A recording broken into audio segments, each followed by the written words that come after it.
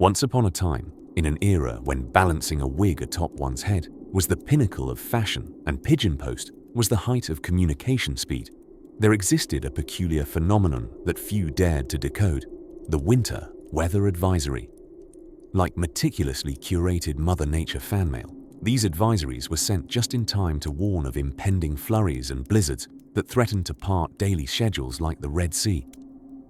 But ironically, it was these whispered alerts that turned the prosaic art of snow prediction into a tale of mysterious charm. Nestled in the snowy alleys of history, our story begins in the land of stovepipe hats and horse-drawn carriages, 19th century England to be precise. Here, amidst the raucous bells of street vendors selling chestnuts and the distant echoes of Mr. Dickens' latest prose floating from bookstore alcoves, a quiet revolution in understanding weather patterns was brewing over a cup of miso soup or perhaps a steaming porridge. Back then, the local population received inklings of approaching bad weather by interpreting the behavior of the neighborhood cat or gawking at the sky, pondering whether they saw a cumulonimbus cloud or something resembling the Queen's face. Either option was met with a degree of reverence. But in 1861, a gentleman by the name of Robert Fitzroy, an admiral with a penchant for both seafaring and the rudimentary science of meteorology, decided it was time to bring a bit more precision to predicting precipitation. Fitzroy was a man whose name would strike terror into the hearts of sailors only when whispered, owing to his naval background, and delight in the ears of villagers when hollered over hedgerows, thanks to his genteel disposition towards forecasting. He established the first ever weather forecasting service, much to the bewilderment and joy of farmers and seagoers who had previously entrusted their lives to the inconsistent breeze whims. The process was akin to baking a humble pie. It took a fine balance of barometric pressure reading, temperature measurement, and the arcane art of cloud spotting to concoct a report that sounded both ominous and optimistic. Fitzroy ingeniously harnessed the innovation of telegraphs, considered like magic to those who hadn't yet realized its existence, and began sending weather updates faster than a horse can trot, leaving the public agog with wonder. Imagine the spectacle when Fitzroy's letters, the very first weather advisories, were delivered, announcing sternly that a great storm was in pursuit. These messages saved many a ship from suffering a fate akin to the Titanic, a nautical drama that wouldn't occur incidentally for another half-century.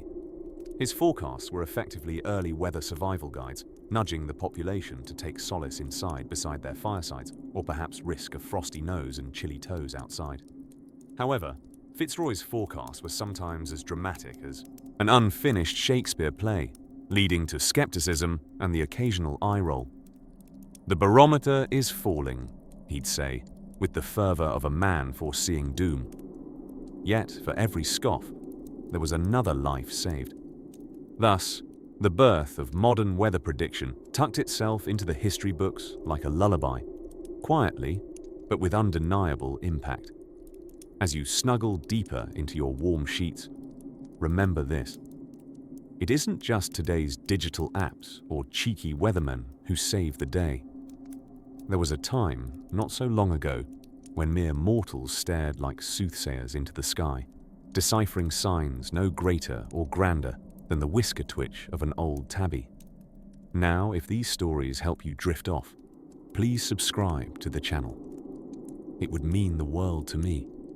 And before you fully fade into dreamland, I would love to know where you're listening from and what time it is there. And just as you begin to doze, feel the warmth of your blanket like the gentle press of history itself, layered and comforting as we continue our nocturnal narrative afloat, the gentle snowflakes of time. Ah, winter, the season where the world wraps itself in a blanket of silence, save for the occasional crunch of snow beneath well-worn boots. Often, as we cozy up with a cup of steaming cocoa, a peculiar message may arrive, a winter weather advisory. But what's the story behind these whispering warnings of icy intrigue, and how did they evolve from ancient whispers in the night to the neatly typed alerts on your smartphone? Cast your mind back. No, not to your last regrettable attempt at a tough New Year's resolution, but further into the midst of the 19th century. The mid-1800s were a time when the science of meteorology was about as solid as jelly. Predicting the weather was less about data and calculations and more akin to reading a particularly moody fortune cookie. Meet Admiral Robert Fitzroy, a man with a name as majestic as his sideburns were intense. He was not just any naval officer. Fitzroy was a dedicated pioneer of weather prediction, or as they charmingly called it then, forecasting. You see, Fitzroy believed passionately that understanding the weather could save lives, a rather revolutionary thought during a period when mutton chops and monocles saw more development than scientific instruments. On many a foggy morning, Fitzroy could be found peering through the windows of England's weather office, armed with barometers, thermometers, and a cup of tea that could rival the intricacy of his forecasts. Driven by the fervent belief that sailors shouldn't perish due to lack of storm warnings, he urged the use of telegraphs to transmit these early forecasts. In fact, one might jest that he invented the first app for weather alerts, albeit not one you could fit in your pocket without tearing a waistcoat seam. Of course, back in the past's cozy embrace, these weather predictions weren't exactly welcomed with open arms. Skeptics would argue that Fitzroy's forecasts were akin to predicting horse races by staring at the barn door. Undeterred, Fitzroy pressed on, establishing a system of storm warnings and marine weather forecasts, a precursor to our modern winter advisories. And so it was in this environment of steely skepticism and treacherous gusts that Fitzroy's work whispered the gospel of caution into the ears of those who dared the sea. Meanwhile, across the Atlantic, the Americans were busy with their own jumps into meteorological madness. Enter Cleveland Abbey, a man whose name carries the kind of rhythmic charm that suggests his life's work should involve wind. Appropriately, he is often remembered as America's Old Probabilities, and if that doesn't sound like a character from an 1800s penny novel, I don't know what does. Abbey was instrumental in providing weather forecasts as part of the US Weather Bureau, setting the stage for more detailed warnings that eventually encompassed snowstorms powerful enough to challenge even the heartiest winter beard. The concept of winter weather advisories sprang from these hardy roots, burgeoning as technology advanced. From Fitzroy's bespectacled scrutiny of the skies to Abbey's calculated probabilities, they both unwittingly contributed to what would become a comforting part of our chilly calendar routines. Now, as snowflakes drift lazily to the ground outside your window, remember that each advisory you receive is a nod to the past, a past where passionate observers dared to predict the unpredictable, propelled by little more than the beating heart of a barometer and a good dose of Victorian stubbornness. As our journey through the wintry chronicles continues, we will delve further into the extraordinary tales of those who braved the elements, armed with nothing more than woolen mittens and a firm grasp of mercury-filled glass tubes. But for now, let your thoughts linger on the frosted winds of history, because in this softly upholstered corner of time, the silence speaks volumes. Ah, winter. That enchanting time when the world snuggles under a blanket of frosty white, and any remaining traces of warmth surrender to the gentle bite of a chilly atmosphere. But back in the day, when winter approached, it came accompanied by a rather unpredictable sidekick: chaos. You see, in the era before weather advisories swept in to save the day, winter's beautifully destructive nature was a mysterious force, one that prompted poets to write stirring verses and poor villagers to stockpile potatoes in terrified anticipation. Now, if you will, close your eyes and imagine yourself in the hustle and bustle of 17th century Europe, when maps were mostly just optimistic drawings of sea monsters, and thinking ahead meant not eating all the smoked herring before January. Winter wasn't so much a predictable pattern, but more like an impolite surprise guest who might arrive with a pack of wolves or 1,000 shattered roof, see you as tiles, depending on its mood. Amidst this chilly unpredictability, the stylishly dressed folks decided it might be time they got themselves a little organized in predicting these icy incidents. Enter the trailblazers of meteorology, those early scientists and enthusiasts, determined to understand Earth's icy whims. Imagine, if you will, candlelit rooms filled with curled parchment, the delightfully inconsistent warmth of crackling fires, and the distinct whiff of curiosity mixed with slightly burnt bread. These were the settings where weather watchers emerged, armed with not much more than a barometer, a weather vane, and perhaps a stubborn resolve to keep future chimneys intact. One such hero of chilly scientific endeavor was, of course, Robert Fitzroy, a sailor in the early to mid-1800s who had perhaps had enough of rogue waves and aggressive hailstones smacking him in the face while at sea. His legacy? Well, beside inventing "I told you so" moments for sailors, he began systematically looking at atmospheric patterns and planting the seeds of what would one day become the modern weather forecast. Fitzroy introduced storm warnings, essentially little flags that shouted, "It's going to be really breezy, chaps," to the mariners at sea. But the real genius was his idea of forecasts. Indeed, these weren't just any prognostications, but were specifically designed to help those on land prepare for unexpected snowball fights or the occasional rogue icicle spear. And with the advent of these forecasts came, albeit reluctantly at first, the soothing notion of winter advisories, gentle preemptive whispers in our modern ears that advise us when it's best to stay in, sip hot cocoa, and enjoy our coziest pair of socks.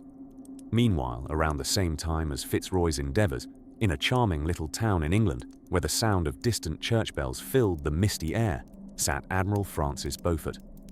Everett's less official title was kind-hearted weather meddler, and he developed the Beaufort scale, a method that allowed understanding of the wind's indiscretions without standing outside with a wet finger in the air.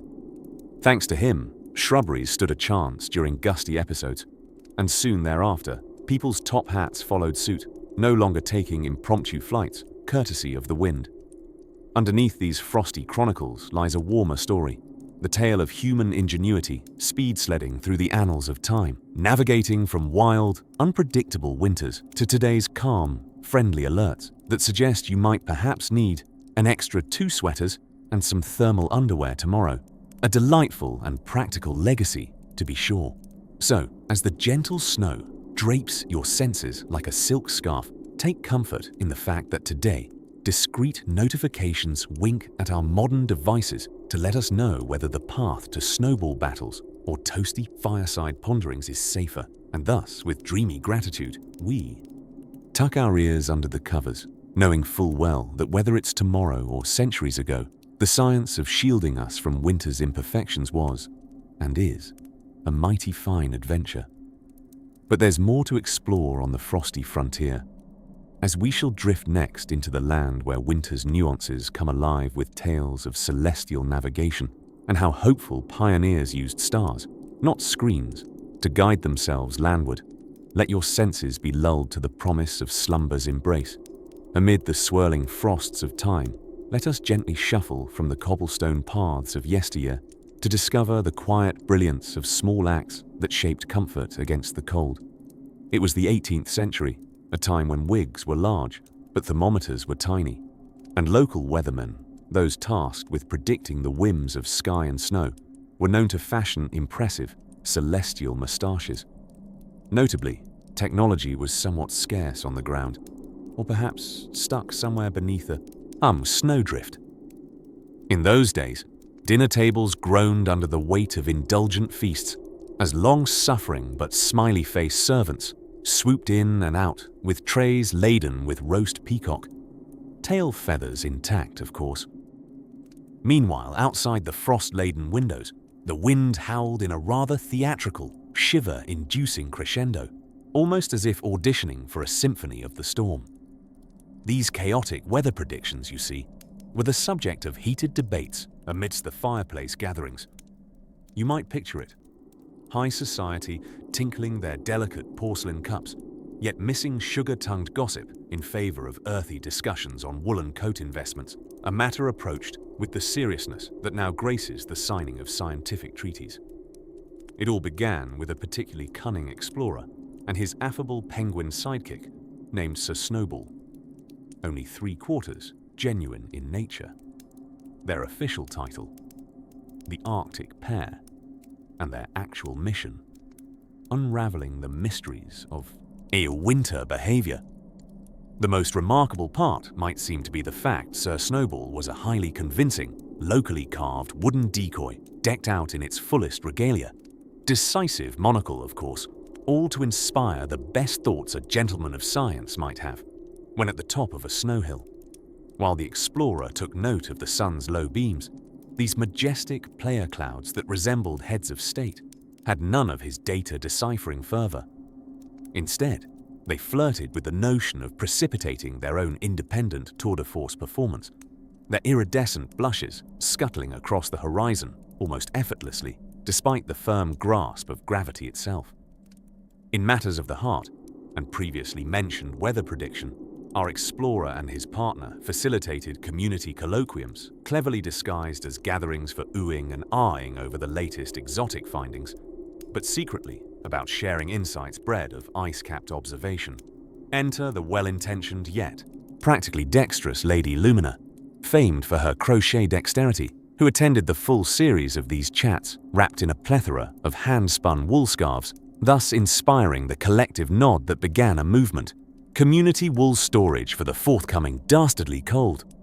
Buoyed not just by luncheons of lavishly spiced ale pudding, but by practical observation, the community implemented these advisory meetings with greater consistency. As nominated village gossip and notable nose for news, Ned the Needle often quipped, quite seriously, "There ain't nothing like knowing just how much wool one needs to avoid becoming an ice sculpture." The curious conclusions of warmth distribution and levels of thermal retention became so enthusiastically recorded on parchment, the local taverns, those bastions of elderberry gossip and musings, had suddenly found themselves brimming with parchment-enthused patrons. These patrons, to the surprise of tavern owners everywhere, opted for warm ale, served alongside tales of skirmishing advancing storms with precision and flair. The parlors, one notes, quite positively buzzed with the speculation surrounding the epic of one new term, the winter weather advisory. And as inevitably as snow-covered hills came winter after winter, the locals soon saw the validity of their woolen gatherings that, in merit, began to form the predecessors of what would one day become safety protocols for the humble yet frosty flake. The warming glow of these advisory gatherings not only saved many from their own chilly ends, but warmed hearts and hearths and laid down roots that would weather through generations. Thus, one might say, the groundwork for comfortably quilted living was well on its way. Thank goodness for the silent, persistent crafts of observation and community. As we drift onward, and the echo of the past softly tucks itself amidst the downy folds of time, let us move toward an inquiry of a different yet equally quirky solution that involved an unlikely alliance between commerce and carrots. Embrace the soft, muffled crunch of snow as we tiptoe into the winter wonderlands of 18th century England, sometimes considered a bit of a frozen footnote in history. Imagine a postcard scene, only without the postcard, or the scene, since everything is shrouded in a friendly fog, conspiring to chill the toes of every brave soul who dared venture beyond their fireplace. It's at this crispy juncture that we uncover a gentleman named Robert Hooke, the unsung hero of proto-weather forecasting. Hooke, a man whose biography reads like a checklist of attempted careers, from physicist to architect, was also a pioneer of the snuggle-up-before-the-storm theory. He was a connoisseur of weather observations before it was cool, quite literally. Armed with rudimentary instruments and an irrepressible spirit, Hooke took to documenting the world around him, making it entirely possible that one or two snowflakes trembled with glee, to be recorded by his diligent hand. In those charmingly frigid times, when frost was less of a garnish for your latte and more of an omnipresent force to reckon with, winter advisories were whispered as folklore passed from generation to generation. If the cows lay down, you knew the snow came to play, and if the ice on the pond sang its brittle song, you layered up faster than a cat burrowing into a knitting basket. Our dear Robert, with quill in one hand and an innovative spirit in the other, put forth the notion that systematic study, rather than sheer speculation, might save quite a few sodden souls from the treacheries of winter's whims. His blizzard-sized contributions to early weather science weren't widely celebrated then, but consider the amount of tea that was likely spilled less unnecessarily thanks to his predictive prowess. Picture him, wearing a coat that could house a small family of squirrels, his fingertips perhaps dusted with chalk as he scratched out observations of the morning frost or the behavior of icicles trembling on thatched roofs. These activities kept him warm, both physically and intellectually, and arguably birthed the early whispers of meteorology. Were our friend Hook to wander into a modern weather station, he'd probably regard it as a sorcerer's lair, what with all the blinking lights and colourful screens that seem to conjure the future skies. The vision of frosty fields and the promise of rain would likely set his inquisitive eyebrows dancing a merry jig. No longer bound by elementary means, but by some sorcerous medieval level up, we'd probably assure him that it's really just science with more blinky bits. Meanwhile, back in his chilly confines, Hook proposed that careful study of atmospheric pressures could predict the likelihood of weather events. And whilst he didn't quite coin the ever-popular storm warning, his work did plant the seeds for what would grow into the modern epics of meteorological advisories, our altruistic whispers to each other, gently suggesting it might be best to cancel today's picnic or regatta. It's a testament to progress that today, with a flick of our thumbs, we avert entire snow adventures that used to culminate in merry mishaps with a countdown to spring. All thanks to forebears like Hook, the gallant intellectuals who blended curiosity with practicality, making the world just a smidge more manageable and our evenings that much cozier, if we so desire. Let's set aside our nod to Hook, wrap him warmly in our thoughts, and imagine the steeped history of snow advisory science as a wintry quilt, heavy and comforting, with patches stitched by the hands of centuries past. As the sky settles deeper into inky twilight and the urge to drift descends, dream of woolen warmth and the profound silence that transforms a winter's landscape into a world of its own. And as the light ebbs softly from our narrative, perhaps we can hear the distant hum of conversation, a hint of what's to weave into the cool, cascading narrative next. As twilight drifted gracefully over the extraordinary landscapes of historical academia, lifting the veil on some of the lesser-known secrets of winter weather advisories, we find ourselves nestled within the snowy intrigue of telegraph cables and woolen mittens, icons of a bygone era that danced with clockwork precision to tame the wild rhythms of winter.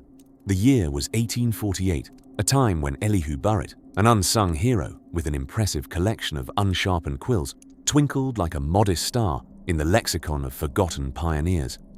Burritt, affectionately known as the learned blacksmith, had a penchant for languages, dabbling in more dialects than your average polyglot at a United Nations cocktail party. Despite his unusual hobby, or perhaps because of it, Burritt began pondering the swirls and tempests of winter with more determination than a cat chasing a laser pointer.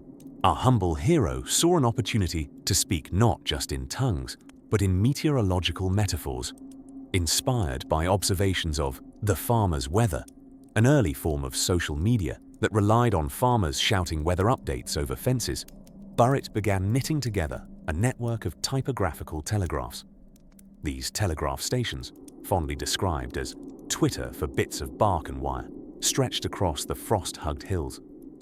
Each station was manned by a telegrapher whose sole job was to decipher Burritt's latest linguistic summons about coming snow squalls or unexpected appearances of sunshine and transmit it faster than you could say umbrella.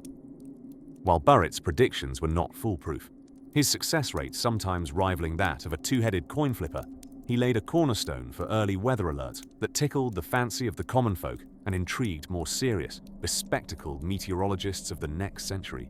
Indeed, wide-eyed listeners gathered at these city telegraph points, where you could practically taste the excitement mixed in the cold air, as if the telegraph poles were gentle giants leaning in to share a chuckle about the inconsistencies of the weather gods.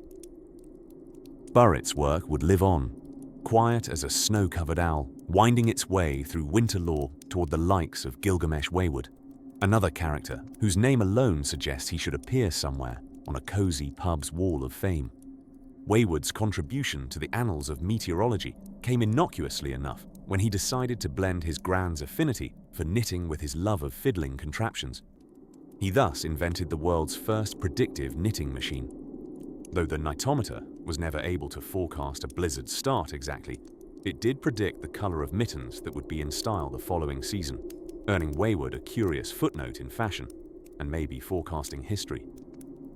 So it was, these trailblazers in wool and iron twisted wires, and wove narratives that slowly evolved into the modern wonders of the National Weather Service, leaving behind a legacy of deducing the unpredictable from the signs the sky graciously lends to those willing to gaze upwards from time to time. Their stories remind us that even in the Arctic charm of powdery winters, there lies a gentle humour, whispering in dawn breezes, reminding sleepy listeners that sometimes the best predictions are those shared with a knowing grin. As our story of whispers, wires, and winter continues, our thoughts gracefully prepare to glide further into the mystical world of predictive wonders. We venture ever deeper into the annals of history, quietly acknowledging the contributions of those who harnessed yarn, wood, and wire to gather the clouds in the tapestry of time, in ways that somehow, sweetly, help us rest a little easier each winter night. As winter's icy cloak blanketed the neighborhood in that serene yet somewhat mischievous way it always seems to do, it was not just the chimneys puffing like leisurely train engines that signaled seasonal preparations. Huddled indoors, snug as a cat by the fire, families were checking their radios for updates on winter weather advisories, those trustworthy, yet slightly theatrical heralds of snowfall and icy temperaments. But have you ever wondered how all this careful forecasting came to be? Meet a corner of history where bravery meets peculiar hobbies and ends up saving lives with nothing more than barometers, thermometers, and, on some particularly adventurous occasions, a reluctant squirrel with an impressive knack for weather prediction. Long before meteorologists became the bespectacled oracles of modern media, possibly training glasses affixed to their noses as they spoke of warm fronts and cold vertices, there was an unlikely band known as the Weather Warriors of yore. This eclectic group was led by none other than Rupert Dillwater, an underappreciated geography teacher whose greatest joys in life were collecting historical maps and telling fantastically exaggerated war stories to uninterested students. Rupert possessed a passion, if not an obsession, for transforming casual interests into grand adventures. On a remarkable winter afternoon in 1773, over an unusually tepid cup of tea, he decided to assemble a squad dedicated to predicting the whims of winter storms. Among his trusted allies were Lady Euphemia Wagglesworth, a prying baroness whose enthusiasm for predicting typhoons often conspired against her crocheting schedule, and young Jasper Snuggleton, an apprentice blacksmith more prone to cloud-gazing than hammer-wielding. Which brings us to one of their most decisive days, a chill-infused moment in Chapterbrook, a quaint village known for its inordinate dislike of sudden temperature changes, not unlike how cats loathe uninvited baths. On that day, our pioneers discovered an unusual method for forecasting snowstorms. While enjoying an exceptionally lengthy tea session, Rupert once memorably quipped that tea had seen more history than all leaders combined, and thus deserved a prolonged moment in the cup. Lady Euphemia noticed that her cat Marmalade had taken to joining their impromptu meteorological consortium, plopping itself down decisively on their treasured map of Northumbria. Unbeknownst to Lady Euphemia, Marmalade had a curious quirk. It always managed to settle down precisely ahead of the storm paths. With this unexpected feline involvement, morphological results were astonishing. Chapterbrook residents were given advance notice and spent the anticipated blizzard safe, with crafted tales of their ingenuity whispered over warmed cider by the fireside. The dynamic trio, accompanied by Marmalade, of course, theoretically linked together more observations. The way clouds danced and swirled, how tree barks bent with a sigh as pressure dropped, and the grand, perhaps slightly whimsical assumption that if Marmalade hissed twice, a snowstorm was defiantly making its grand entrance. Thus, the adept forecasting methods honed by Rupert, Lady Euphemia, and Jasper quickly evolved into respected advisories. Kings and commoners alike began to appreciate their witty weather bulletins, often decorated with anecdotes from Rupert's imagination, which kept both the populace safe and, dare we say, bemused. It was a time when laughter would sometimes spill over into classrooms, often due to Jasper whispering his latest sky-high observations with gleeful urgency. As the years went by, Rupert and his band of atmospheric adventurers, without quite realizing it, laid the groundwork for what we have come to recognize as winter weather services today. With time, technology took the reins, refining their art and making it less reliant on expressive cats or the temperature of Lady Euphemia's palm. But in our hearts and history books, the weather warriors taught us one invaluable lesson. Sometimes, predicting nature's grand ballet is as much about listening as it is about calculating. The gentle whispers of winter continue to swirl around us, and as our eyelids grow heavier with curiosity soothed and minds duly expanded, let us drift off until the next dreaming chapter beckons us back into the frosted folds of history and the world whirls on under its billowing blanket of stars.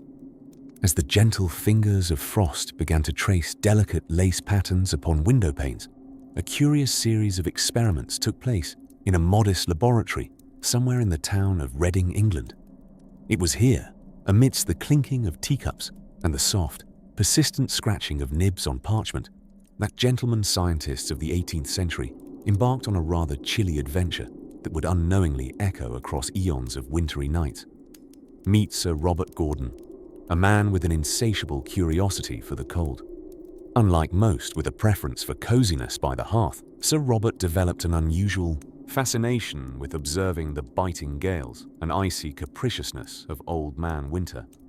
While others huddled under layers of wool, Sir Robert wrapped himself in layers of intellectual curiosity and decidedly less fashionable knitted cardigans. It was this very intrigue that led him to ponder, quite deeply, why it sometimes snowed after tea or hailed rather inconveniently during his Sunday constitutional.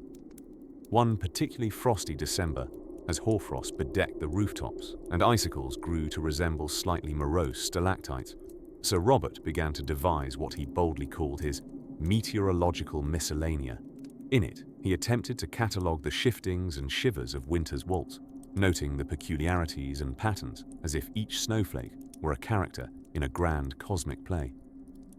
His investigations eventually resulted in the development of an ingenious tool, the frost dial, a device resembling a tiny astrolabe, replete with brass dials and intricate, nonsensical markings that only Sir Robert seemed to understand. Every morning he would set out through the frost-rimed hedgerows, positioning his frost dial just so, until he could ascertain, to his learned satisfaction, whether the day promised sleet, snow, or something mildly inconvenient like freezing fog. Sir Robert's methodology, charmingly chaotic, was not without its successes. On more than one occasion, villagers found themselves surprisingly attuned to his whims, nodding sagely as his predictions sent them scampering home to fetch an extra cord of wood or to hastily rescue linen from becoming frosted art installations in the garden. Amidst these chilly considerations, Sir Robert received letters. Yes, actual paper entities that sail through time, from fellow enthusiasts across the Channel. The French Meteorological Society had heard whispers of this English eccentric and his frosty premonitions. With their own Gallic flair, they extended an invitation to collaborate, and so began an era of trans-channel meteorological camaraderie, perhaps the coldest of friendships in existence, both in temperature and temperament. Every winter, emissaries from France would visit, donning capes and hats that spoke of Parisian style and an optimism challenged only by the wintry British winds. Heated debates would ensue over steaming cups of chocolate, on the nature of cumulonimbus clouds, or whether frost indeed differed in temperament according to the land's slope. Many an afternoon was spent in the great parlour, where maps unfurled across floorboards like grandiose picnic blankets, marked with enigmatic symbols and annotations in both languages, little more than doodles masquerading as science, but bridging cultures in a delightfully frosty embrace.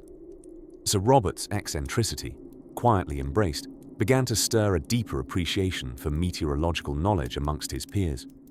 In a whimsical twist of fate, it was his peculiar frost dial that sowed the seeds for the very first concept of a weather advisory system. Each dial turn, each etched observation of Sir Robert, was the wink of a learned patrician at the secretive ways of the climate, a subtle nod to those who would come after, bearing instruments more reliable than he could ever imagine. As the winters eased into springs and new tinkerers took up the mantle of prediction, Sir Robert's legacy stretched frostily onwards, a testament to curiosity and an indomitable spirit undeterred by weather, be it balmy or bitter. Night falls gently now. The hearth's warmth flickers softly on the walls.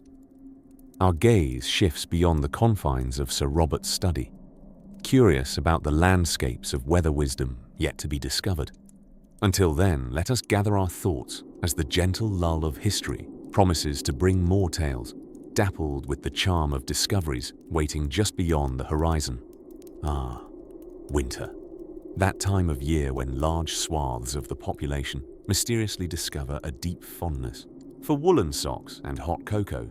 However, few appreciate the delightfully complex ballet behind those winter weather advisories that prompt you to stay indoors, sipping hot beverages by the comforting glow of your weather app.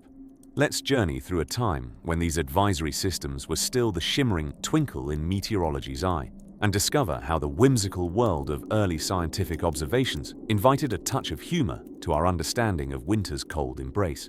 We have to tip our hat, or perhaps adjust our earmuffs, to the late 19th century humbly spectacled scientists. Yes, back then, meteorologists were less about high-tech radar systems and more about sitting in drafty observatories, peering at barometers while clutching steaming mugs of what was unconvincingly referred to as coffee. Picture them, occasionally nodding wisely as if to say, "Ah yes, snow is quite chilly." A major player in decoding winter's mysteries was Cleveland Abbey, affectionately nicknamed Old Probability by those who could wait long enough for his forecasts.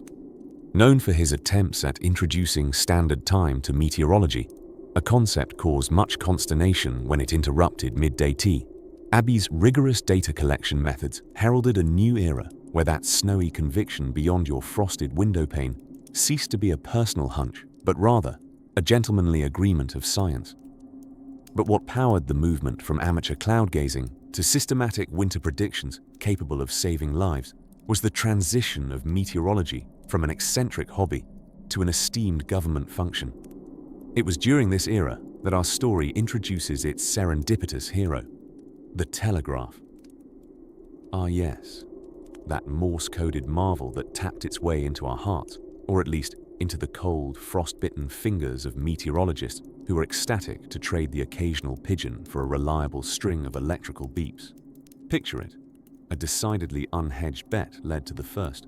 Telegram prophecies, allowing a blizzard in Kansas to whisper sweet nothings into the iron ears of New Yorkers within mere minutes. This proved to be a revelation of sublime proportions, ensuring gatherings could remain inside, their cheeks saved from frostbite, while they disgruntledly debated the merits of telegraphed versus smoke-signaled weather updates. Now things began to gather pace like a particularly frosty snowball barreling downhill. In Europe, another brave pioneer, with a name as crisp and refreshing as a brisk winter's day, Christoph Buys Ballot, made his debut. He devised ingenious methods of decoding wind directions by watching balloons scuttle up into the sky. By observing their path, Ballot could tell if those blasts of frigid winds were likely to chill cottage hearths or gently ruffle the wigs of aristocrats engaged in ice skating revelries. With these advancements, societies suddenly found themselves equipped with a heightened awareness of nature's sometimes capricious winter moods. And yet, while the world grew warmer in its reception of meteorologists and considerably colder in the grand absence of climate control, the quaint charm of early weather predictions lingered. As technology advanced, so did the curious cultural phenomenon where country folk believed persuading the weather required a good luck dance, or possibly a virgin or two, to stand on postal boxes wielding umbrellas. Thus, from this era of discovery onward, winter weather advisories became a truism, a soothing background hum like so many well-meaning relatives at family gatherings who advise you to wear 2 scarves and the woolen mittens blessed by last generation's grandmother. As snowflakes drift and tumble through the twilight dusk of this narrative, marvel at this amalgam of eccentricity and ingenuity. These artisans of atmospheric arcana knitted together a tapestry of snow warnings and prophetic forecasts. So as you draw your blanket close and listen to the warm crackling of the figurative fire within this tale, know that a journey through history led us to understand the quiet symphony of snowfall. And with that, let the gentle murmur of history drift you softly into slumber, bracing for where this fanciful trek through winter's allure shall venture next. Curl deeper into that cocoon of warmth, dear listener, as whispers of more wondrous revelations await in the chapters to come. Amidst the swirling whispers of anxious air masses and the often impertinent shoves of icy gusts lies an unlikely hero, the humble wool mitten. Yes, dear listener, these often underrated knitted guardians of warmth have silently played their own peculiar role in the annals of winter survival, especially during the cold seasons when the weather advisories arrive like clockwork poems, snugly predicting when Old Man Winter will yet again grumble through our doorways. Now, imagine Mary Anderson, not knitting mittens but rather someone concocting something equally practical. A little contraption known as the windshield wiper. Ah, the windshield wiper, an overlooked marvel that began its modest career in the early 1900s when Mary witnessed streetcar drivers struggle with sleet in New York City. While her invention had no woven fibers, it did indeed clear the path forward for many braving winter storms. Down the frosted avenues of history, this episode of ingenuity illuminates how the science of winter got more than a fashionable hand covering.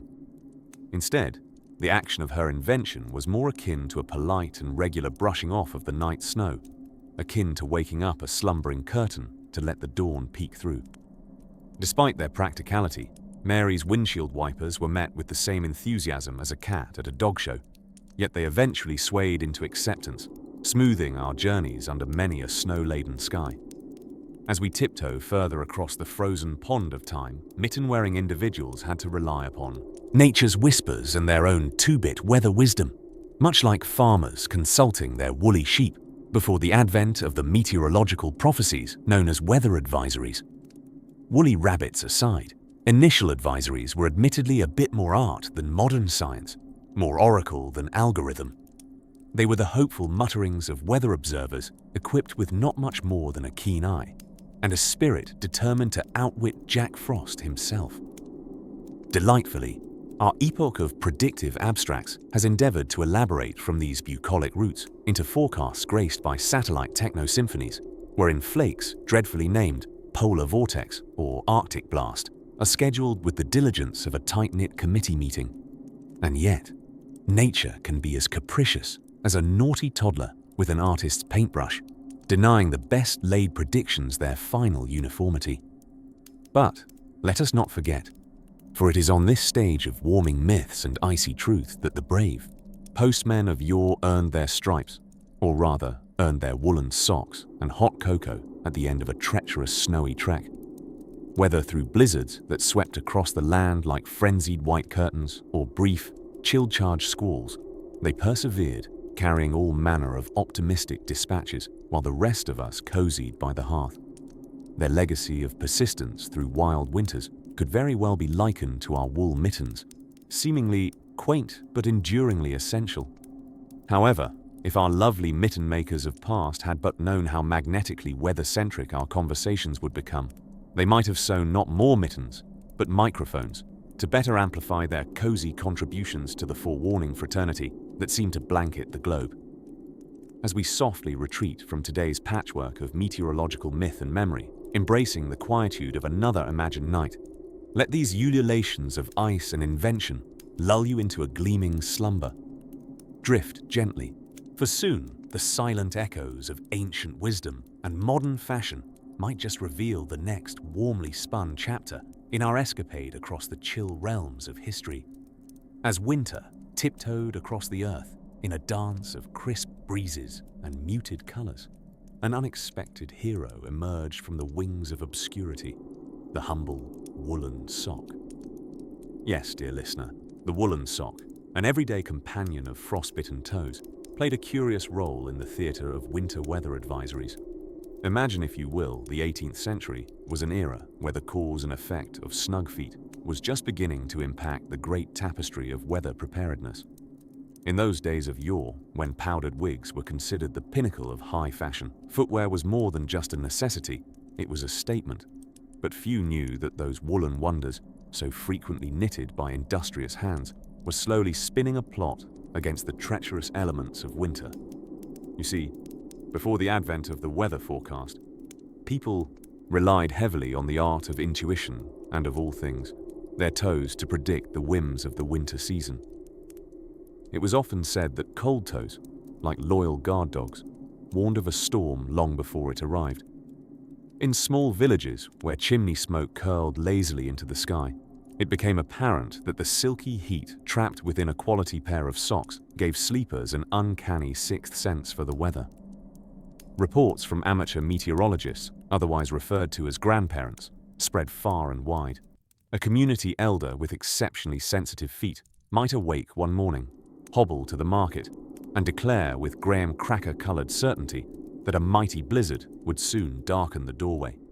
Bakers would bake extra loaves, candlestick makers would mold more wax, and anyone with a knitting needle would get to work on a fort of socks for their family, smiling softly with that cozy foreknowledge. Indeed, the prestige of sock knitting surged, and so too did the trust in the excursion family line's ability to foretell winter's furies through diligent toe observation. In fact, in what can only be described as an odd twist of textile fate, wool became a precious ally in the fight against frostbite and folly. As the evenings stretched like a yawning cat into long glittering nights, the need for this knitted oracle became intensely personal. Let's drift back to the story of enchanted knits, to a tiny but bustling town, tucked gingerly in the hills of the snowy north, where a certain Madame Thistledown shone in this peculiar art form. Madame Thistledown was no ordinary sock maker. Her work was the stuff of legend. She had once crafted a pair so perfectly snug that an entire village outwitted an icy squall, and every goat was herded indoors with nary a sneeze to be heard. People would whisper over steaming cups of spiced brew that her needles were enchanted and her yarn spun by elves, though it was more likely her knack came from generous helpings of tea and an intricate understanding of foot anatomy. One couldn't help but feel the tickle of destiny in her knitted creations, as if each pair held the secrets of warmth and forewarning within its fibrous weave. It wasn't long before Madame Thistledown's fame grew to such heights that even Charles the Bootless declared that the power of her patterns warranted a royal commission. Despite his appellation suggestive of perpetual shoelessness, he made an uncommon expedition north in search of the famed socks, hoping to cultivate a personal barometer with that very same precision of woolly prognostication. And so, though barely whispered under the bellows of history's grander tales, the humble sock carved out its unassuming role within the quiet science of meteorology, ensuring that toes, and indeed their bearers, remained warm, if not wise enough to weather any storm. As the fires of hearths danced their steady lullaby, the quiet genius of simple comforts carried brave souls through many a blustery night.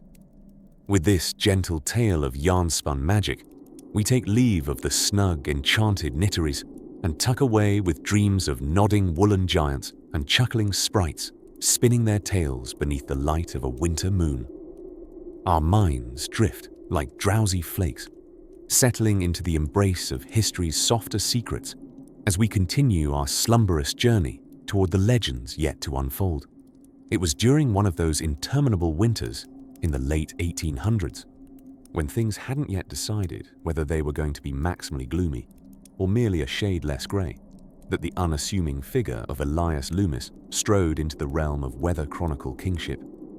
Loomis was a man of impeccable punctuality, so much so that his own shadows respected his time more than anyone else's. They say he could calculate the probability of snow with nothing but a pair of bifocals and a suspicious squint. In those days, winter weather advisories were a bit like mysterious notes pinned discreetly on boards and windows, warning of suspiciously frosty shenanigans.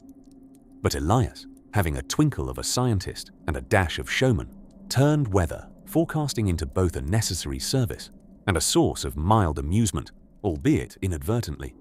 His keen observations led him to note patterns in the pattering of snowflakes and the whispering winds. He had the baffling ability to predict blizzards as if he were bidding on them at auction, sold to the man with the fringed scarf and frequent aha moments. Through his meteorological marvels, Elias mastered the art of the advisory, not an easy task given that winter seemed to trundle upon the populace with less warning than a mid-sentence sneeze. Imagine, if you will, a world where a heavy snowstorm could close the town bakery, thus causing a bread shortage of near cataclysmic proportions. Elias, however, could stifle such a disaster with just a few choice words. He armed the citizens with expectation, not fear. His advisories, absent of any panic-inducing rhetoric, came with a quaint humor, offering solace against the snowdrifts. Imagine a note reading, "Expect 10 inches of delicate fluff, perfect for constructing overly ambitious snowmen, pinned to your door by an amiable sort of chap with a fondness for both science and scarves." It was this blend of the factual with the whimsical that won the trust and affection of the people, like a warm fireplace crackling in the heart of a storm. Elias's advisories were more than just weather warnings. They were an invitation to embrace the quirks of nature. He taught townsfolk the fine art of turning a "drat, it's snowing," into an let's toast to the unexpected holiday. His knack for forecasting meant fewer muddy boots traipsing reluctantly to cancelled affairs. Instead, families gathered by flickering hearths, enveloped in tales of winters past, while outside, the world remembered how to be immeasurably beautiful in white. In true Loomis fashion, his dispatches from snowy Moors Central, also known as his modest home with an inexplicably sturdy chimney, were as polished as they were punctual. Townsfolk would hang around the message boards, each advisory a gentle nudge towards hot cocoa indulgence or the proper layering of woolly socks. His was a language that transcended the chill, artfully laced with wry wit and wrapped snugly in scientific gravitas. And so, Elias's wisdom saved more than just noses from frostbite. It saved the spirit from forgetting joy amidst torrents of squalls. His life touched the hearths and hearts of his fellow men and women, teaching them that while snow-slathered streets might be formidable, unity and laughter were formidable challenges indeed. As this chapter draws warmly to a close, let us imagine the quiet assurance that came with Elias's every advisory, a calming blanket over an ever-chilly world. It is not simply weather we prepare for, but the stories we might stumble upon, as the ink of history continues to write itself in the frost of our window panes. Soon, we'll delve further into these moments, exploring pieces of history like puzzle pieces set to a dreamy night rhythm. As the days grow shorter and the wind turns brisk, we find ourselves nestled comfortably beneath layers of warmth, contemplating the quiet dance of snowflakes. But as dreamy as winter may seem, it also brings with it warnings and advisories that appear as mysterious as they are essential. Welcome to an exploration of how winter weather advisories came to save thousands of lives, with just a dash of historical humor to keep things cozy. Our journey begins in the 19th century, an era when winter weather was an unpredictable force of nature, much like a cranky toddler with a penchant for both snowball fights and sudden tantrums. Back then, predicting the weather was about as reliable as predicting the behavior of a cat, both endeared to their own whims rather than any particular or scientific principle. Enter one of history's unsung heroes, the telegraph. In the mid-1800s, this miraculous invention began to connect distant parts of the world, enabling the rapid exchange of information. Thomas Edison may have invented 1,000 useful things, but it was Samuel Morse and his tapping code that first helped transform meteorology from tea leaf reading to the actual science of prediction.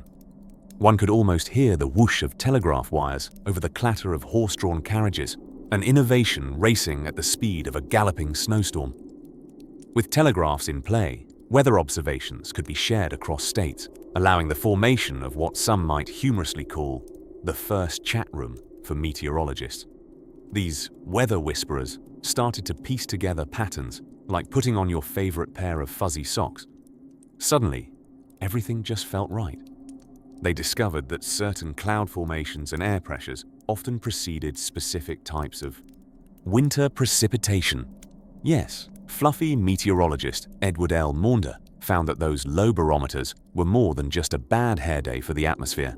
However, before the Bureau's formal inception in 1870, which we now know as the National Weather Service, weather forecasts were limited to the charm and guesswork of local farmers and train conductors. Some swore by the Farmer's Almanac, whose forecasts were as mystifying as they were poetic. Others relied on observing cattle behavior or consulting the position of moss on trees, presumably on days when the cows had wandered off somewhere warmer. As amusing as these quaint practices were, they left much to be desired in terms of accuracy. For every blundered weather guess, there was a cold traveler caught in a storm, much like an unprepared party guest at a winter gala, suddenly told the dress code included frosty hats and chilly attitudes. The formation of a formalized meteorological bureau was indeed a frosty triumph of intelligence over guesswork. When forecasters, aided by a fledgling system combining telegraphs and charts, began to predict severe storms, they were able to give clearer winter weather advisories. It's important to note that these forecasts weren't just errant scribbles in the occasional newspaper. These updates became lifelines for settlers in the treacherous northern states, who were beginning to appreciate advanced warnings more than the promise of a free hot cider. By the 20th century, the accuracy and specificity of weather forecasting improved steadily. Thanks to data from around the globe, sophisticated computer models began to scrutinize the skies with the discernment of an owl deciding upon its evening mouse. Although early models might have taken up entire rooms back then, they eventually shrank to fit into the palms of our chilly hands. But here's where things get rather heartwarming. This budding science has continuously saved lives by helping communities prepare, rerouting travelers, and fostering inventions like winter tires and snow-melting roadways that surely keep postmen gossiping over hot cocoa about the slippery misadventures of yesteryear. As we tuck in ourselves tonight, cradled by the knowledge that winter's capricious whims are somewhat accountable, we can rest easy, knowing that those ancient roots of weather reporting are still thriving. Indeed, as you steadily drift off to a land of gentle snowdrifts under a starlit sky, perhaps the echoes of those telegraph taps accompany you, softly sending dreams of powdery trails and cozy fireplaces. In the humble year of 1870, as America straddled the fine line between post-Civil War recovery and the dawn of modernity, there were a few brave souls who willingly walked into the lion's den of atmospheric chaos. They were meteorologists, albeit the term was freshly minted, and their tools were simpler than a butter churn. These early weathermen, who might just as easily have been mistaken for eccentrics in need of fresh air, dedicated themselves to untangling the skein of skyborne variables, all from the safe confines of their observation points. It was during the winter of that year when, at the behest of Congress, and under the indulgent protection of the United States Army, the Signal Corps began daily weather observations that would lead to none other than, drumroll please, the National Weather Service. The Army, you see, fancied itself a guardian against both earthly and heavenly foes. From this rather unique vantage, Captain Albert J. Meyer and his band of weather-wise visionaries watched clouds drift lazily over telegraph wires, translating whispers of the wind into predictions more valuable than gold dust during the gold rush. Before this institutional pivot towards meteorology, predicting the weather involved a mix of starry-eyed speculation and what we shall politely call fluently optimistic guesswork. Farmers consulted the old farmer's almanac with the same fervor Renaissance scholars once pondered star charts, received it as gospel, and planned their harvests and hat-wearing solemnities accordingly. In their leather-bound notebooks, these early weathermen jotted down measurements of atmospheric pressure, the temperature to the nearest degree that mercury could shimmy, and wind directions marked by the occasional sneaky draft that kicked up the hems of woolen skirts. Their instruments were rudimentary, a little brass here, a touch of glass there, and always the lingering aroma of cigar smoke. Despite such modest beginnings, these observations laid bare the essential grammar of winter's wintry will. As our story slides gently into the chilly hearts of blizzards and nor'easters, picture, if you will, one Professor Increase Lapham, his name alone perhaps conjuring the image of a more socially acceptable character from an Austen novel. In November of the same pivotal year, Lapham crafted what could only be described as the very first snow day saving telegram, issued to warn the good people of Milwaukee about a looming Great Lakes storm. Imagine the sense of preemptive calm that swept through Wisconsin as mothers stockpiled quilts, fathers dutifully battened hatches, and children rejoiced at the thought of possibly uninterrupted hours of snowball skirmishes. This revolutionary telegram was a success, radiating such heartwarming forethought that it was promptly followed by yet more meteorologically prudent missives as the winter deepened.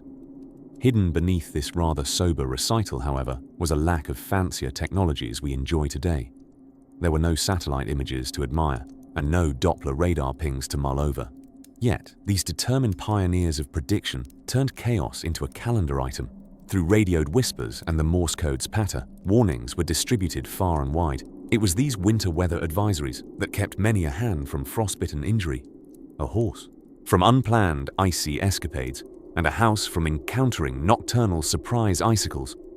By the season's ebb, the country realized that these newfangled weather alerts were as luxurious as a Thanksgiving feast with not one, but 3 varieties of pie. Captain Meyer and his crew sprouted bemused grins as they perused the letters of thanks and telegrams that arrived by the sackful, looking at this latest service to the nation with as much pride as a tailor witnessing their finest double-breasted suit modeled on every dashing gentleman about town. As the sepia-tinted winter sky gave way to kinder seasons, those among the ranks of observant weathermen sought not rest, for they were persistent creatures. Instead, they embarked on a courteous inquiry into recording what lay beyond tomorrow's horizon, continuing to blend science with the art of the atmosphere. Their legacy endured, the humble roots of our present-day process of prediction, both honoring and vindicating their storied labors, that ventured one gusty storm at a time to make the unknown just a little less daunting. In the gently flurrying world of winter's delicate wonders, there lies a curious phenomenon known as the winter weather advisory, a beguiling mix of odd futuristic prediction and quaint historical custom. These advisories have saved untold thousands from the white blanket of chaos that is a winter storm's mischievous embrace. You may ask, what on earth, or ice, is a winter weather advisory? Well, dear listener, it has less to do with peering at a burbling crystal ball than it does with the charming quirk of understanding snowflakes' peculiarities. To understand the mysterious birth of winter weather advisories, we must first saunter back to one of the coldest dates, January 27th, 1888. Picture this, a one-room schoolhouse in Nebraska holding its students captive not by education, but by an unexpected storm swathed in the subtlety of a ninja. What began as a normal, perhaps even lackluster, school day turned into a test of survival as the schoolhouse blizzard, or the children's blizzard, turned the entire day into a flash freeze of epic proportions. It was a veritable cavalcade of frozen bewilderment.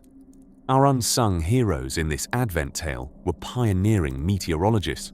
Well, at the time, they were more like enthusiastic guessers with barometers and a fervor for clouds. Without today's technological wizardry, they relied on their intuition and Mother Nature's erratic hints.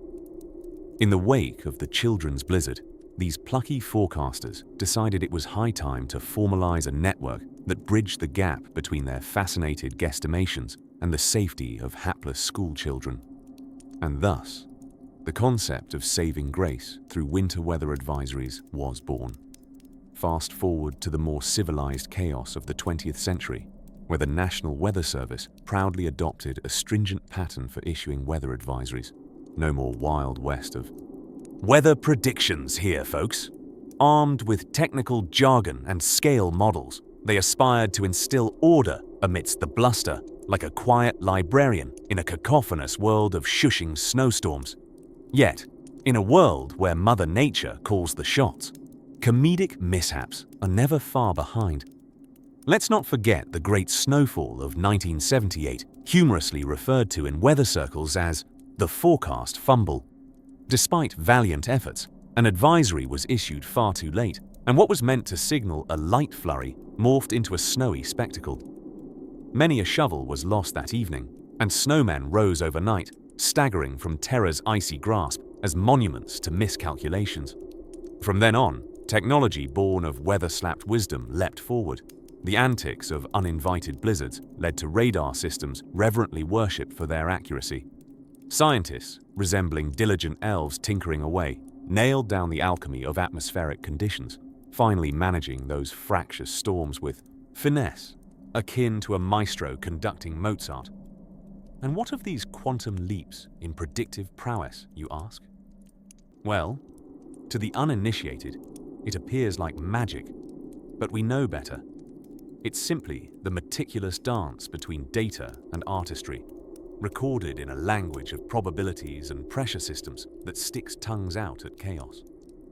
These modern sorcerers of climate weave wondrous tales rooted in science, making winter weather advisories our sentinels of safety, glazed with a touch of delightful mystery. Considering how tranquil our winter landscapes now seem, it's almost poetic justice for nature's former trickery, a slumbering tranquility stitched together by advanced algorithms and cozy slippers. As these advisories skim lightly across the wind like whispered lullabies, they do more than guide us. They nestle dreams of winter wonderlands into the folds of fluffy pillows, awaiting the morn's thaw. So as we nestle under a quilted understanding of the season's chill, assured by the guardianship of winter weather advisories, let us surrender to the gentle patter of snowflakes beyond the window pane. Tuck yourself warmly under the blanket of this newfound knowledge and drift seamlessly onwards as the tranquil story of icy mastery and meteorological guardianship continues to unravel in the serene reaches of the night. As the first soft snowflakes drifted down from the heavens, transforming the ordinary world with their intricate whispers of winter, a peculiar sort of tranquility settled in. It's this quiet dance of winter wonders that has saved many a weary traveler, largely thanks to those illustrious proclamations known as winter weather advisories. But how did these beautifully boring documents come to help so many a shivering individual from Pittsburgh to Timbuktu? Cast your mind back to the late 19th century, a time when frost nipped more aggressively at noses and tempers were as short as the daylight during a solstice. It was in this frigid era that a curious gentleman by the name of Clemington Ferdelblot dedicated himself to studying the subtle arts of atmospheric phenomena. With spectacles perched precariously on his nose, like a pair of cautious condors, Clemington sought to harness the knowledge hidden within the clouds. You see, Clemington was known around town for two things: his rather dubious claim that he could speak fluent Penguin, and a knack for anticipating weather that teetered on the edge of clairvoyance. It was said that one fateful December evening, while taking a promenade under a sky full of sleepy snowflakes, Clemington found inspiration in an accidental slip on a particularly slippery sidewalk. As he lay on the ground, pondering the necessity of salting pavements, an epiphany descended upon him like a benevolent flurry. The following morning, a flyer appeared nailed to every lamppost and tethered to each steering wheel of the village's carriages. It read, "On the morrow's morrow, take heed and prepare thyself for the hasty advent of snow and sleet." Of course, for the time, this was neither interpreted as a predictive meteorological message nor a forewarning of perilously icy thoroughfares, but rather as one of Mr. Ferdelblot's more eccentric poetic contributions. To everyone's astonishment, blankets of snow indeed descended that next morrow's morrow, and the townsfolk, forewarned, cozily retreated to their hearths with bustling fires and hot mugs of cider. Clemington Ferdelblot thus inadvertently initiated what one could call the first unsanctioned winter weather advisory, safeguarding the toes and tipples of many. Fast forward through the tapestry of time, and you'd find weather forecasters and governmental agencies adopting his advisory principle, albeit minus the colourful verbosity. As the years waltzed by, technology and science tangoed together to evolve his quaint papyrus prognostications into the refined systems we recognize today, rich with graph-filled bulletins and animated radar maps. Historical records fondly remind us of this peculiar transition. A particularly delightful anecdote involves a 1940s radio broadcaster in Montana, known for issuing winter warnings with the enthusiasm of a person fiercely battling a wind tunnel. His signature slogan summed it all up: "Prepare thy mittens, old friend. Winter cometh with frozen smiles." And yet, beneath this playful poeticism lay serious advisories that helped many a farmer gather livestock and many a vehicle keep hay in its tires for the grip of icy roads. And so, like a snug woolen blanket, these advisories continue to envelop our communities, saving thousands from unexpected slips, surprise snowdrifts, and nibbles of frost. Today's warnings, more digital age than Dickensian, still owe a debt of gratitude to those early musings that offered forethought in joyous disguise. Now, in this gentle storm of stories and slumber, let us rest easy under the serene watch of our meteorological patrons, trusting that tomorrow we shall awaken to more quiet marvels and perhaps even a kind-hearted blizzard in a particularly obliging mood.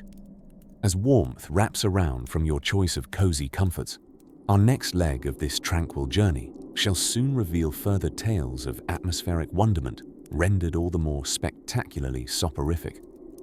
But for now, sleep well, dear listener, under the vast, starry quilt of history's most delicate weather patterns.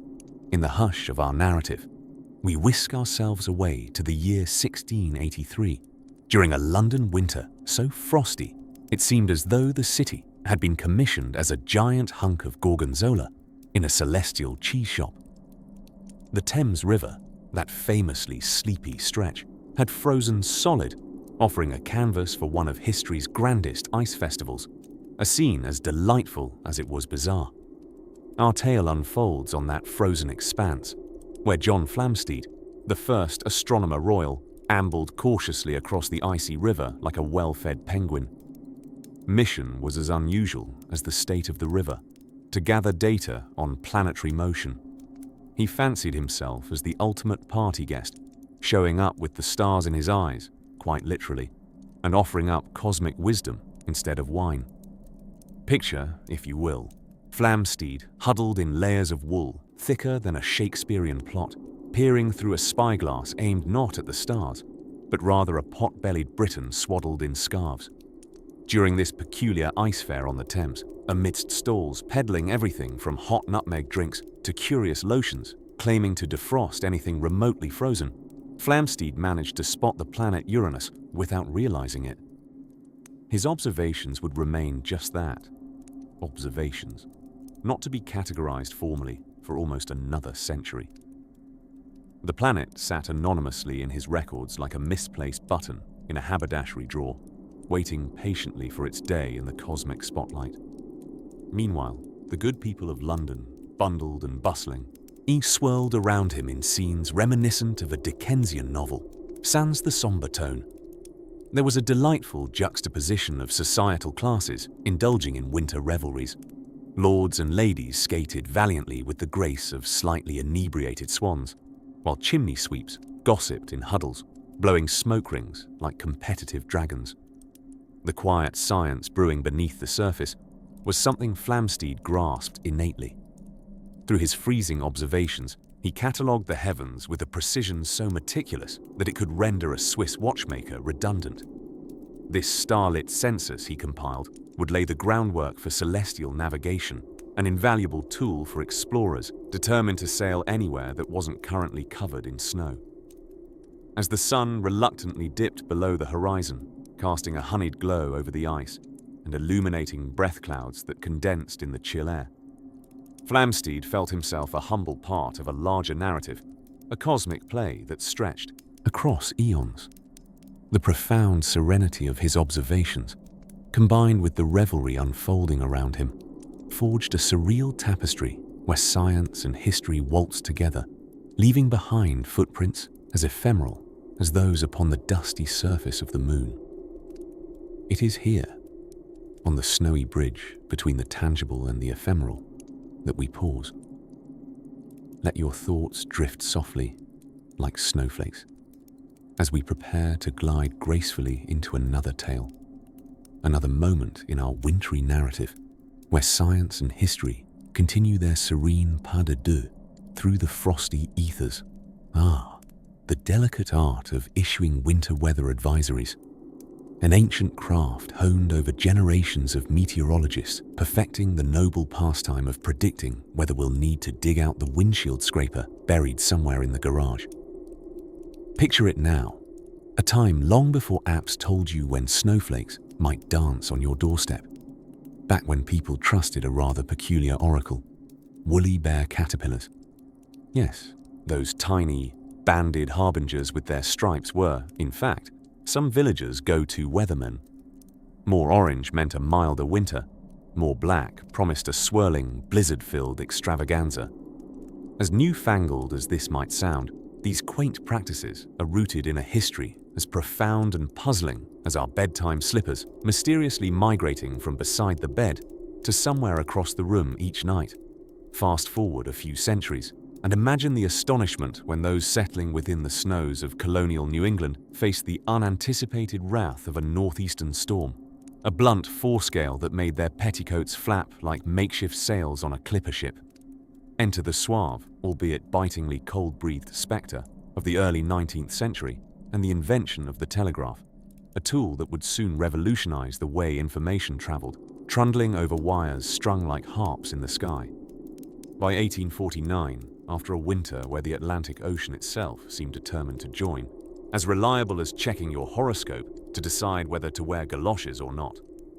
Yet, predict they did, in a grand experiment that laid the groundwork for the leap to advisories, tacitly exemplified by the launch of the Weather Bureau in 1890, making the leap from uncertain guesswork into the airy embrace of science.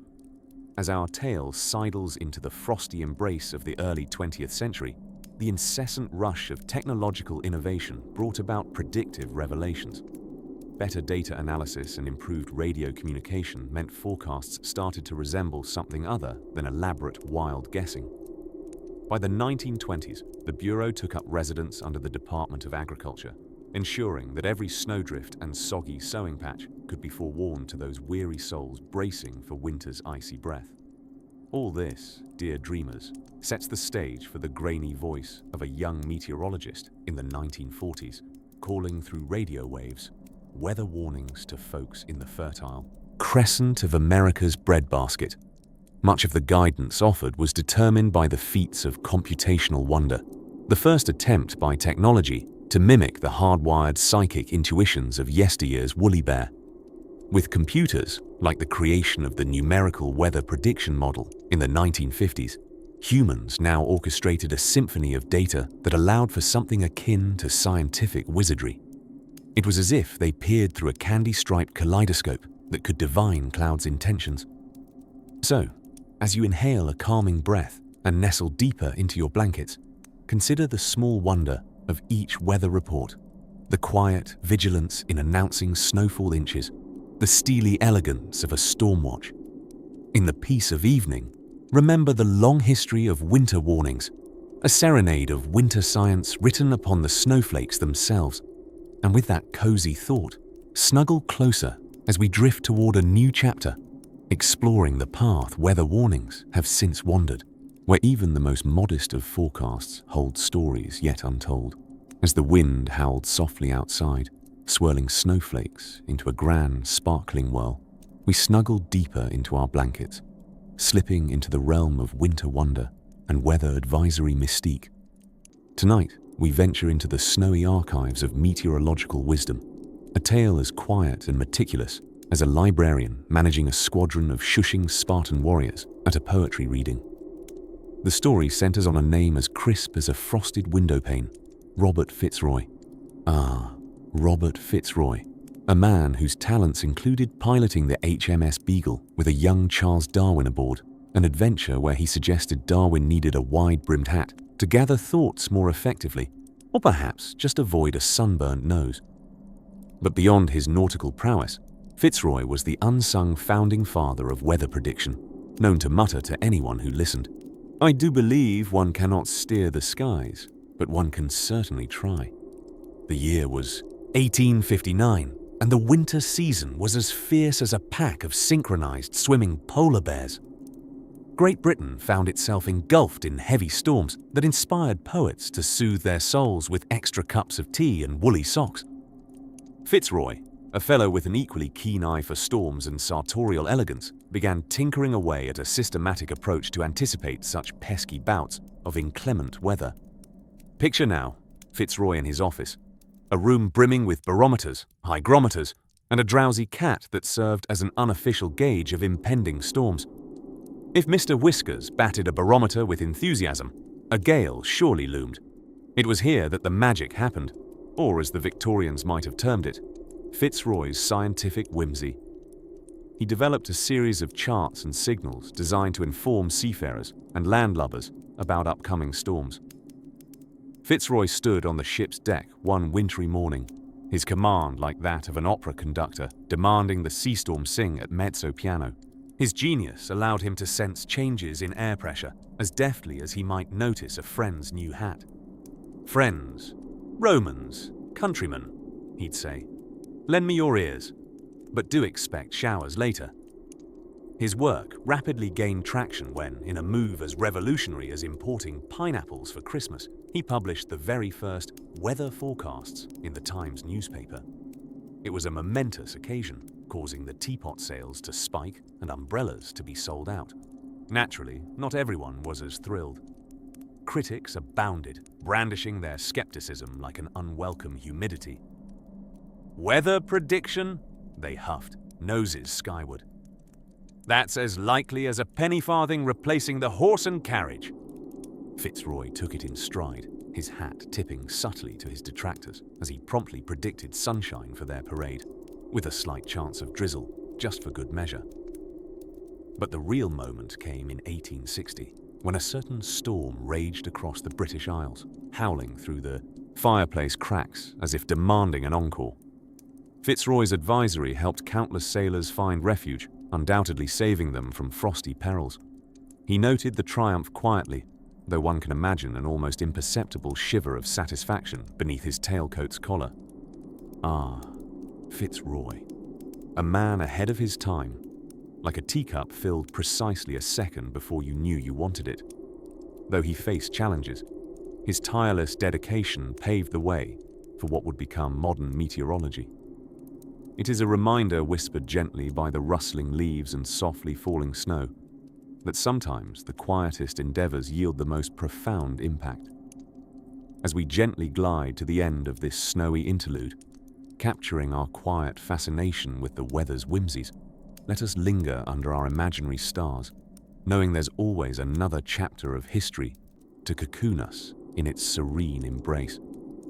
Here's to the rhythm of snowfall, the dance of predictions, and the gentle flutter of Fitzroy's weathered pages whispering goodnight. As winter's chill permeated through the delicate, frost-laden branches, a quiet revolution unfolded, orchestrated by visionary weather enthusiasts from times when blizzards were referred to as frost dusters of extraordinary inconvenience. In the realms of serene snowfall and whispering winds, we revisit a flickering memory when our understanding of winter storms waltzed uneasily with nature's icy breath. Let us cozy into the tale of how one such pivotal discovery fascinated folks and iced their consciousness in gentle admiration. For at the heart of weather's winds was science's soft murmur. Charles Dudley Warner, a lesser-known associate of Mark Twain who, incidentally, also lamented that everybody talks about the weather, but nobody does anything about it, pondered this reality with both wit and reverence.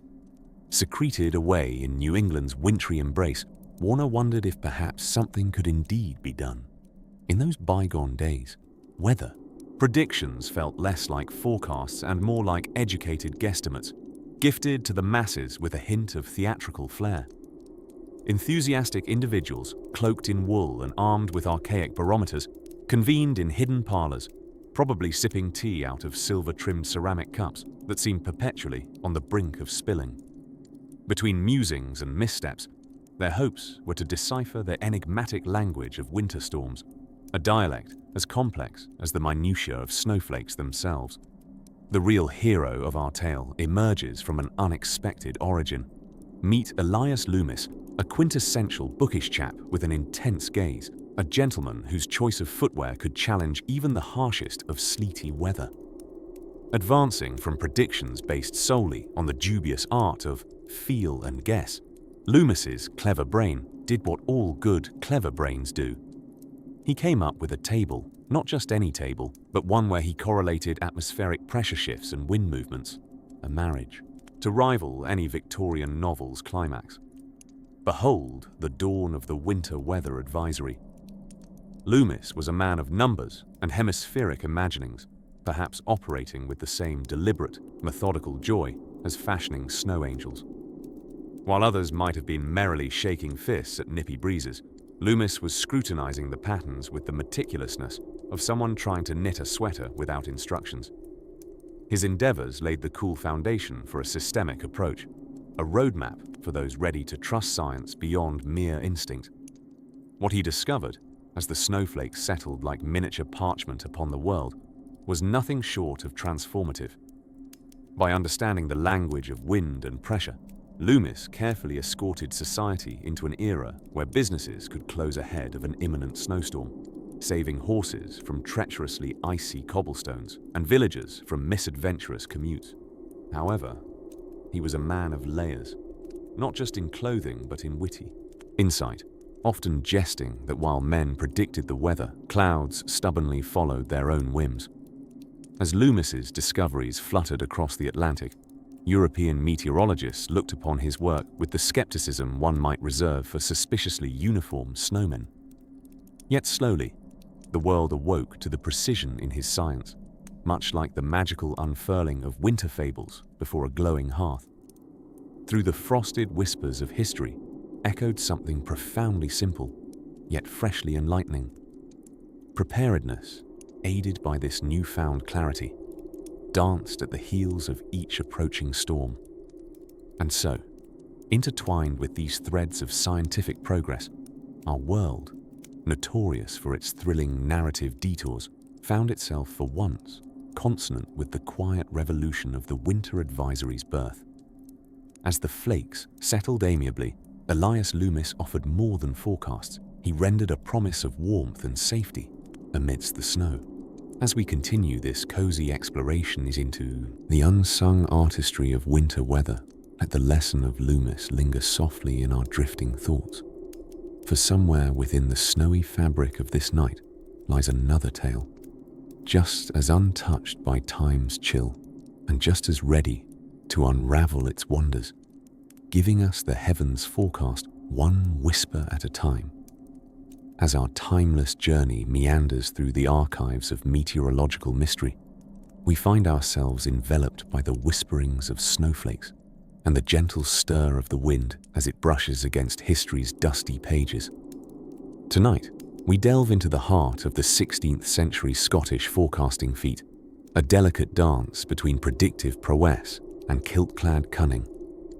Picture, if you will, a scene from Shakespearean Scotland, a land of rugged hills, robust accents, and, most importantly for our story, an early obsession with inclement weather. Scotland's climate is often described as dreich, a word that unapologetically means dreary, and yet somehow rings with a certain romantic gloom. It was in this grey and misty landscape that our story's protagonist, the illustrious and somewhat eccentric Highland chieftain, Angus MacWetherly, emerged. MacWetherly was not your average Scottish lord. While his contemporaries busied themselves with the customary pastime of haggling over livestock or launching mild invasions into neighbouring clans' territories, Angus had other pursuits. Known for his penchant for birdwatching and his particularly impressive collection of woolen socks, he harboured a secret passion, anticipating the capricious moods of Mother Nature. Armed with nothing more than a quizzical mind and a remarkably accurate toe that twitched whenever a snowstorm approached, though this particular skill made him unpopular in ballroom settings, MacWetherly employed every available means to predict winter weather. His predictions weren't driven by mere whimsy, they were born of necessity. in a land where winter's grip was as unpredictable as a bard's interpretation of Macbeth. Accurate forecasting was essential, if not life-saving. The true marvel of Macweatherly's approach lay in its simplicity. He turned to the skies for answers, a sky as moody as it was majestic. Using a method that centuries later led to the modern art of meteorology, Angus focused on the subtle changes in cloud patterns. With a gaze as sharp as a kestrel and a heart as steadfast as a well-cooked haggis, he discerned a telltale sign in the frosty stratosphere. Contrails, or rather, the lack thereof. Angus realized that when smoke spiraled straight into the heavens and refused to disperse, it meant old Jack Frost was rattling his council staff, ready to descend upon the Highlands. Our chieftain's insights relied not just on clouds, but on the natural alarm clocks of Scottish existence, the sheep. These woolly meteorologists were unwitting participants in Macweatherly's experiments. When they huddled more closely than a throng of tavern-goers on a chilly night, their fuzzy forms created both warmth and an alarm system. Angus took note: the tighter the sheep, the closer the storm. In a move that solidified his place in history, and perhaps the local pub's songbook, Angus designed the first rudimentary weather advisory system. He sounded the warning by sending a semaphore of plaid flags cascading down the hillsides, alerting the clans to prepare for winter's wrath. This early warning system allowed villagers to brace for impact and gather provisions, thereby avoiding disastrous effects that could upend their lives more than a lopsided caber toss. While we may never know if Angus's toes twitched with the precise science of today's Doppler radar, his methods underscore a timeless truth. Observation and intuition have always been crucial. And perhaps there was an element of magic too, hidden among the mists and marshes where the wind sang ballads of forecasters past. As you drift into slumber beneath your own soft, comforting weather, imagine Angus raising a flag to foretell a peaceful, dream-filled evening. Let your eyelids flutter close gently, with the same quiet assurance that tomorrow's weather will bring what it will. We stand now on the cusp of yet another chapter, waiting patiently to peel back the delicate layers of another story. History whispers her secrets to those who listen, and perhaps she awaits our return.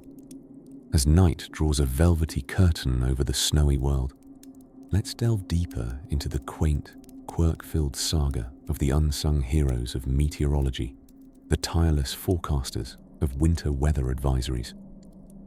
Imagine, if you will, a time not so long ago, in a land not so far away, where these brave souls faced more than just the wrath of the elements.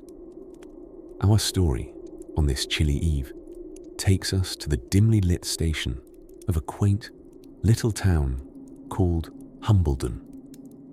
Humbledon was known for a variety of peculiar traditions, most notably its annual precipitation prediction picnic, where locals gathered to wager on snowfall totals and the crafting of ingenious contraptions designed to measure snowflake size with dubious accuracy. Humbledon's atmosphere, both warm and quirky, made it a hub for meteorologists casting their wintry spells of prediction. Let us now turn our thoughts to the heart of Humbledon's weather station, where Rupert, the resident chief meteorologist, sat hunched over a desk brimming with magical devices known as the doohickeys of deduction and contrivances of climatology. Rupert was a man whose personality matched his wool sweaters, solid, reliable, and just the slightest bit scratchy. It was said that Rupert's feet were perpetually encased in fuzzy slippers, adorned with miniature clouds, a gift from his ever-supportive aunt, Edna, who was convinced they improved his forecast accuracy by at least 12%. Whether or not this was true, Rupert took on each advisory as if it were his own personal ode to winter. One particular evening, Rupert found himself conducting an elaborate iced tea ceremony, a long-standing ritual believed to invoke the spirit of accurate predictions. With each meticulous pour, he pondered the forecast. Will the snow fall gently like a lullaby played on a harp, or descend like the feisty tap dance of 1,000 ice cubes? These were the questions that filled Rupert's mind as they did most nights. His musings were interrupted by the tinkling chime of his assistant Millie, a spirited young woman with a penchant for colourful scarves and an encyclopedic knowledge of obscure weather folklore. Millie breezed into the room with her customary flair, a stack of charts in one hand and a steaming cup of chamomile in the other. "Rupert," she began, setting the charts down with a thud that wouldn't wake anyone, "have you heard about the new contraption our friends over in Foggydale have dreamt up? They call it the Anemometrical Blizzard Detector Mark II. Rupert raised an eyebrow, a gesture akin to a seismic event in this cozy corner of the world, and leaned in, intrigued. Millie continued, "Apparently, it predicts not only snowfall and wind direction, but the mood of the snow clouds too." "Ah, Foggydale," Rupert chuckled, always making us feel like we're living in the past. But who knows? Perhaps cloud moods are the missing piece of the puzzle. Far above, in the vaulted sanctuary of the station's rooftop observatory, a comically oversized telescope awaited Rupert and Millie's arrival. Together, they scaled the stairs, each step echoing softly, as if the building itself were attempting to whisper its secrets.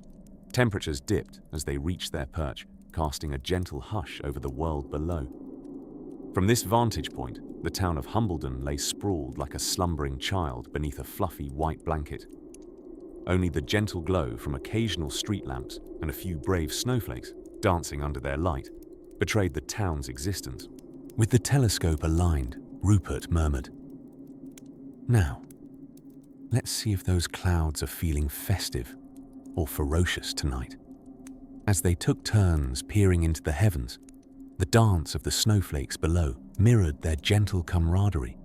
The winter storm brewing in the distance was a tapestry of swirls and eddies, hinting at mischief, yet revealing its promise. Hours later, with predictions noted and forecasts sent forth like homing pigeons to the neighbouring towns, Rupert and Millie concluded their watch with a satisfied nod, ready to face another day armed with the quiet science of winter weather.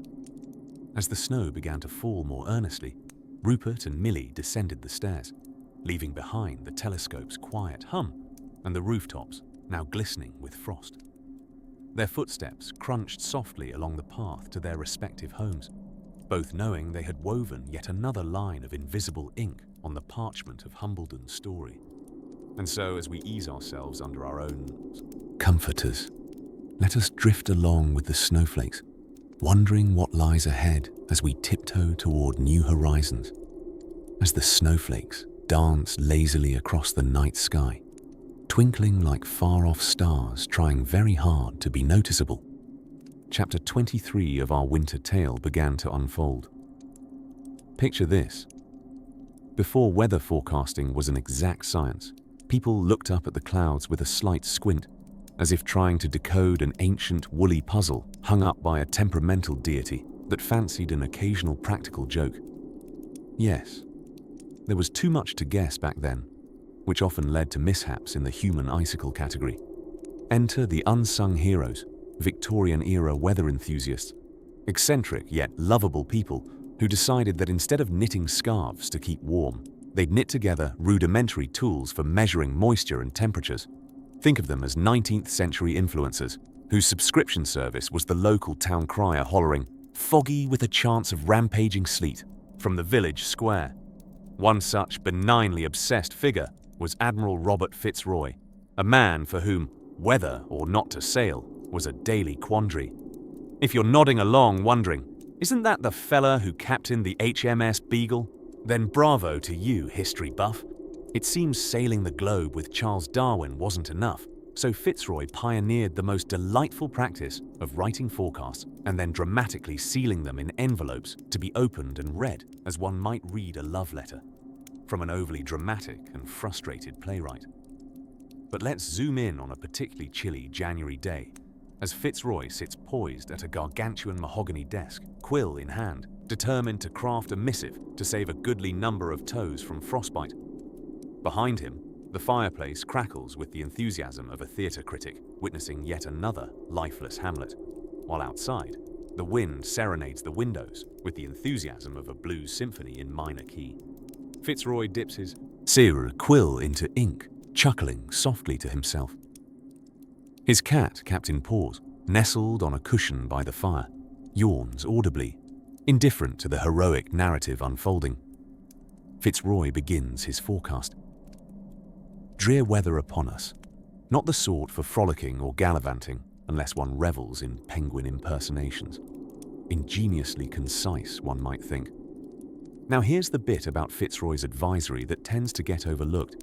His predictions weren't just given to port officials and seafarers. They were posted publicly like scandalous anti-gossip, fearlessly challenging nature's indifference. Peculiarly enough, some townsfolk would wager on his forecasts, setting a precedent for an unusual but intriguing marriage of meteorology and gambling, where a dropped degree could either make or break your coffers. Meanwhile, down the hall, Fitzroy's handymen tempered outside bursts of inclement weather with hand-forged barometers.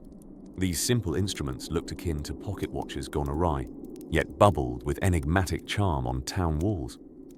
As if on cue, raisins of humanity, local and ever-inquiring, gathered to peer at the glass, tilting their heads just so, as if to hear them spill atmospheric secrets. The witty camaraderie bred through these barometers and bulletins unveiled a gentle truth. People love to blame the weather for human quirks. Ah yes, my buns are soggy, not because I forgot them on the windowsill, they'd smile, but because of the unexpected downpour. Thus, conversation always had a forecasted beginning. While unraveling these delightful tales, you must also imagine the sights and scents of 19th century England, a land where the smell of a blazing hearth was rivaled only by the olfactory wakefulness presented by fresh-baked pies and a dog-eared almanac on the shelf commanding respect next to great works of fiction, like Janet's brief encounter with a slightly tea-addicted butternut squash. And so our time in this wintry jaunt is drawn almost to a close, as the imaginary snow gently piles upon the world around you, tucking it in like a midnight quilt. It's time to lower the volume of the night down to a whisper, promising yet another journey as soft snow branches sway in still winter air. As your eyes grow heavier, gently closed like storied tomes, rest assured that the whimsical wonder of chapter 24 awaits, a surprise that's akin to discovering a little more of the world, stashed right under your pillow. As the snow-packed tale concludes in our sleepy stretch across the annals of history and weather warnings, imagine, if you will, a quaint village somewhere nestled between the hefty tomes of yester-century. It's a place that neither grows old nor runs out of hot cocoa, a village where every rooftop is adorned with an elaborate cap of snow, and tiny puffs of smoke snake into a sky painted with twinkle-lit stars. In this whimsical setting, we find the unsung hero of our tale, the winter signal, flag, a quiet whisper amidst the clamorous winds of winter, a piece of fabric whose very existence could save thousands. Back in the not-so-raging mid-1800s, as ponderous as it sounds, the signal service of the US Army deemed their flags not quite up to snuff for bellowing the impending wrath of winter, proclaiming something akin to "Brace thy goosebumps, a storm approacheth," in semaphore didn't exactly inspire immediate action. So what did they devise instead? They turned towards science, a spur-of-the-moment affair between fabric and meteorology, and so the winter weather advisory was transformed into a theatrical display fit for stage whispers. Now, far be it from us to criticize the fashion sense of the 19th century, but when the Signal Service decided to debut its new wardrobe, a series of flags meant to convey weather warnings, they unleashed a veritable sartorial storm. Picture the scene. An auditorium of wind, the stage lined with flapping flags orchestrating a concert of crimson and white, swaying in rhythm to the promise or peril of weather art. The ballet of tempestuous tilts and snowflake showers. It was a display that would make even the most seasoned weatherman say, "Blimey." These flags, in their subtle contribution to meteorology, reduce the threat that winter's chill may have otherwise wrought upon an unsuspecting village or hardy traveler. Take, for example, the story of Edgar, a humble postman from rural New York. His daily path, as inevitable as the rising sun or yawning mid-afternoon nap, snaked through hills and hollows that often disappeared under thick bands of cloud and squall. but armed with knowledge gleaned from an on-high triangular flag. Half red, half white, Edgar swapped his clogs for sturdy boots, delivering letters without mishap to cozy hearths and hearty kitchens.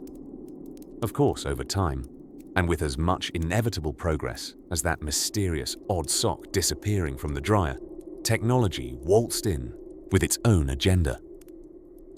In came the ticker tape and radio broadcasts, creating both tunes and tempests in the airwaves, rendering our brave flags somewhat antiquated. A beloved friend who had outlived their era, like bell-bottom jeans or the dot matrix printer. As the winter signals exited stage left, they left behind rather little, save for quaint remains suffused with nostalgia and a pinch of enchantment. The flags did not descend into obscurity. Instead, they flutter somewhere between memory and reality, stirring within the folds of a crisp winter's dream. Although overshadowed by our modern-day wizards of predictive prowess, with their radar screens and satellite snapshots, they linger warmly, like a memory of hot chocolate sipped beside the fire. And in this cozy threshold between dream and daytime, it warrants a reflective note that warmth isn't always found in the summation of technological achievements, but often in the simplicity of yesteryear's ingenuity. And so, dear listener, our padded journey through the frosted corridors of historical weather warnings comes to a gentle close. May this cozy chapter nestle you ever more snugly among your blankets, ushering dreams painted with both the hushed heroics and whimsical wonders of our chilly past. Allow sleep to lull you, much like a soft flurry against the eaves, gently singing you into a realm where the only thing that matters is the warmth within your heart and the stories whispering to your soul.